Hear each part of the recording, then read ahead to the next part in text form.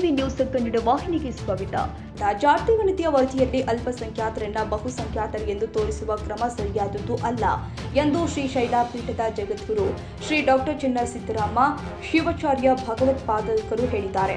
ಬೆಳಗಾವಿಯಲ್ಲಿ ಮಾತನಾಡಿದರು. ನಮ್ಮ ಸಮುದಾಯದ ಮಠಾಧೀಶರು ಅಖಿಲ ಭಾರತ ವೀರಶೈವ ಮಹಾಸಭಾದ ಅಭಿಪ್ರಾಯವೂ ಇದೇ ಆಗಿದೆ. ಈ ಅಭಿಪ್ರಾಯವನ್ನು ನಾವು ಬೆಂಬಲಿಸುತ್ತೀವಿ ಎಂದಿದ್ದಾರೆ. ಸರ್ಕಾರ ಮುಂದಾಗ್ತಿದೆಯಾ ಕಾಂಗ್ರೆಸ್ ಸರ್ಕಾರ? ಯಾಕೆಂತಂದ್ರೆ 2013ರಲ್ಲಿ ಆಗಿರುವಂತಹ ಸರ್ವೆಯನ್ನು 2025ರಲ್ಲಿ ಬಿಡುಗಡೆ ಮಾಡಿ 75 ಸಮುದಾಯವನ್ನು ತೋರಿಸ್ತಾರೆ. ಸರಿಯಾದ ಕ್ರಮ ಅಲ್ಲ ಇದು ಸರಿಯಾದ ಅಲ್ಲ ಮತ್ತು ಇದು ಸರಿಯಾಗಿಯೂ ಇಲ್ಲ. ಈಗಾಗಲೇ ಮಹಾಸಭೆಯ ಅಧಿವೇಶನದಲ್ಲೇ ಅದನ್ನು ಘಂಟಾಘೋಷವಾಗಿ ಅಧಿವೇಶನದ ಮೂಲಕನೇ ಆ ಬಗ್ಗೆ ವಿರೋಧವನ್ನು ಸೂಚಿಸಿ ಆಗಿದೆ.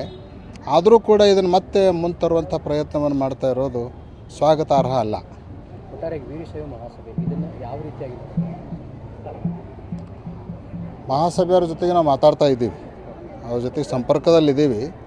ಎಲ್ಲರೂ ಕೂಡ್ಕೊಂಡು ಚರ್ಚೆ ಮಾಡಿ ಇದಕ್ಕೇನಾದರೂ ಒಂದು ಮಾಡೋಣ ಅನ್ನುವಂಥ ಒಂದು ಹಂತದಲ್ಲಿ ಎಲ್ಲರೂ ಇದ್ದಾರೆ.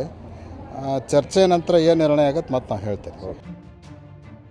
ತಾಜಾ ಸುದ್ದಿಗಾಗಿ ಎಂಟಿವಿ ನ್ಯೂಸ್ 24x7ಗೆ ಸಬ್ಸ್ಕ್ರೈಬ್ ಮಾಡಿ ಮತ್ತು ಬೆಲ್ ಐಕಾನ್ ಅನ್ನು ಒತ್ತಿ. ತಪ್ಪದೇ ಲಿಂಕ್ ಶೇರ್ ಮಾಡಿ.